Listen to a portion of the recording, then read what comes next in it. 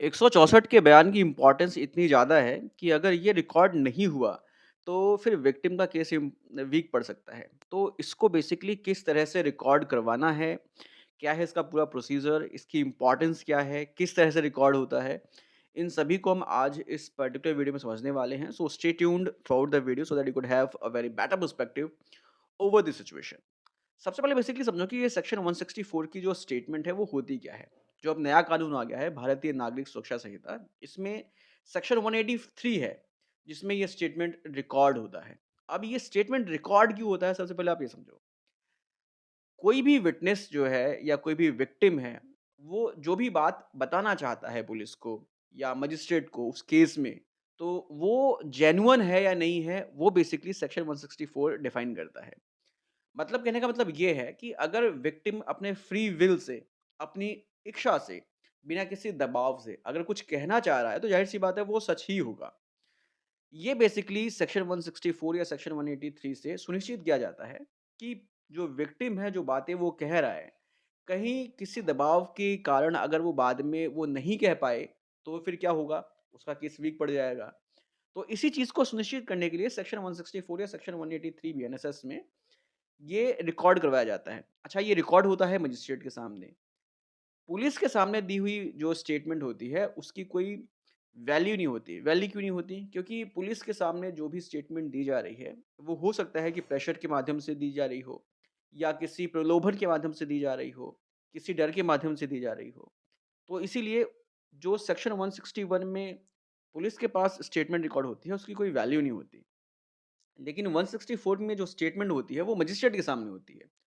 Magistrate ये सुनिश्चित करता है कि जो विक्टिम है या जो आरोपी है, आरोपी अपना कन्फेशन भी रिकॉर्ड करवा सकता है। तो जो विक्टिम है या जो आरोपी है, वो अपने फ्री विल से जो है स्टेटमेंट रिकॉर्ड करवाए। बिना किसी डर के रिकॉर्ड करवाए, बिना किसी प्रेशर के रिकॉर्ड करवाए। तो ये जब मजिस्ट्रेट सुनिश्चित कर लेता है, तब उसके बाद इस स्टेटमेंट को रिकॉर्ड करता है। जब ये स्टेटमेंट रिकॉर्ड हो जाता है, तो ये एज़ एन एविडेंस काम करता है आगे केसेज़ में। लेकिन अगर ये स्टेटमेंट झूठी हुई, तो फिर पर्जरी का केस भी हो सकता है। तो यहाँ पे ये सुनिश्चित करना है चाहिए विक्टिम को या एक्यूज़्ड को कि जो स्टेटमेंट रिकॉर्ड होगी, वो सही रिकॉर्ड होगी। अब जब ये स्टेटमेंट रिकॉर्ड हो जाती है, तो उसके बाद जब केस आगे बढ़ता है और क्रॉस एग्ज़ामिनेशन होता है विक्टिम का, तब उस समय इसी स्टेटमेंट को उस क्रॉस एग्ज़ामिनेशन से कोरॉबोरेट करवाया जाता है। अगर क्रॉस एग्ज़ामिनेशन में भी वही बात कही गई है, जो 164 के स्टेटमेंट में कही गई है, तो इसका मतलब क्या हुआ? जो विक्टिम है, उसकी स्टेटमेंट स्ट्रॉन्ग हो गई, उसका केस स्ट्रॉन्ग हो गया और जो एक्यूज़्ड है, उसको सज़ा मिलने के चांसेस ज़्यादा हो जाते हैं। लेकिन अगर मान लो कि क्रॉस एग्ज़ामिनेशन में जो विक्टिम है या जो विटनेस है, वो होस्टाइल हो जाए, तब यहाँ पर क्या होता है? तब यहाँ पर जो है सेक्शन 164 की स्टेटमेंट को ही बेसिकली प्रोसिक्यूशन, जो सरकारी वकील है, वो प्रेस करता है कि भई देखो 164 में ये बयान बोला गया है, ये बयान, ये स्टेटमेंट दी गई है कि उसके साथ ऐसा-ऐसा हुआ था, ये अपराध हुआ था। अगर क्रॉस एग्ज़ामिनेशन में स्टेटमेंट चेंज हो गया है, तो भी जो है 164 के स्टेटमेंट को जो है ग्राउंड बनाया जाता है ताकि आरोपी को सज़ा दिलवाई जा सके। तो ये बेसिकली इम्पोर्टेंस होता है सेक्शन 164 का और इसीलिए जो है सेक्शन 164 के स्टेटमेंट को रिकॉर्ड करवाया जाता है। अब यहाँ पर बात आती है कि सेक्शन 164 के स्टेटमेंट को किन केसेज़ में रिकॉर्ड करवाया जाता है। तो स्पेसिफिकली सीआरपीसी में या बीएनएसएस में कोई ऐसा स्पेसिफिक केस या कोई ऐसा स्पेसिफिक सेक्शन नहीं है या कोई ऐसा स्पेसिफिक अपराध नहीं है, जिसमें इस स्टेटमेंट को रिकॉर्ड करवाया जाए। ऐसा कुछ नहीं है। सीआरपीसी के अकॉर्डिंग या बीएनएसएस के अकॉर्डिंगली हर एक अपराध में सेक्शन 164 की स्टेटमेंट को रिकॉर्ड करवाना चाहिए। लेकिन इन प्रैक्टिस जो पुलिस है, वो गंभीर अपराधों में ही 164 की स्टेटमेंट को रिकॉर्ड करवाती है। उसके पीछे सिर्फ रीज़न ये है कि एक स्ट्रॉन्ग ग्राउंड क्रिएट किया जा सके, एक स्ट्रॉन्ग एविडेंस क्रिएट किया जा सके एक्यूज़्ड के अगेंस्ट। इसीलिए जो गंभीर अपराध हैं, जैसे कि पॉक्सो के मैटर्स हो गए, रेप के मैटर्स हो गए, डकैती के मैटर्स हो गए, मर्डर के मैटर्स हो गए, इन मैटर्स में सेक्शन 164 की स्टेटमेंट को रिकॉर्ड करवाया जाता है, ताकि एक स्ट्रॉन्ग एविडेंस क्रिएट किया जाए या बाद में अगर मान लो कि विटनेस अपने स्टेटमेंट से मुकर रहा है, तो फिर जो है कॉन्ट्राडिक्ट करने के लिए इस स्टेटमेंट को रिकॉर्ड करवाया जाता है।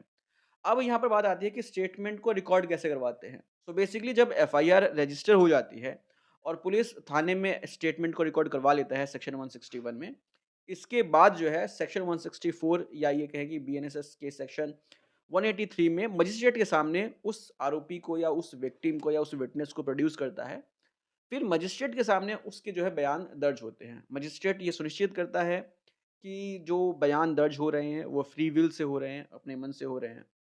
बिना किसी प्रेशर के जो है बयान को दर्ज किया जा रहा है, बिना किसी डर के उस बयान को दर्ज किया जा रहा है, ताकि उस बयान को जो है एक लीगल एविडेंस बनाया जा सके ताकि वो बाद में आरोपी के खिलाफ यूज़ किया जा सके। सो बेसिकली ये एक इम्पोर्टेंस है सेक्शन 164 के स्टेटमेंट की, जो कि रिकॉर्ड होता है। तो बेसिकली अब विक्टिम को क्या करना है? विक्टिम को जो है जैसे ही एफआईआर रजिस्टर हो जाता है, पुलिस को ये बताना है कि भई वो उसके सेक्शन 164 के स्टेटमेंट को रिकॉर्ड करवाए।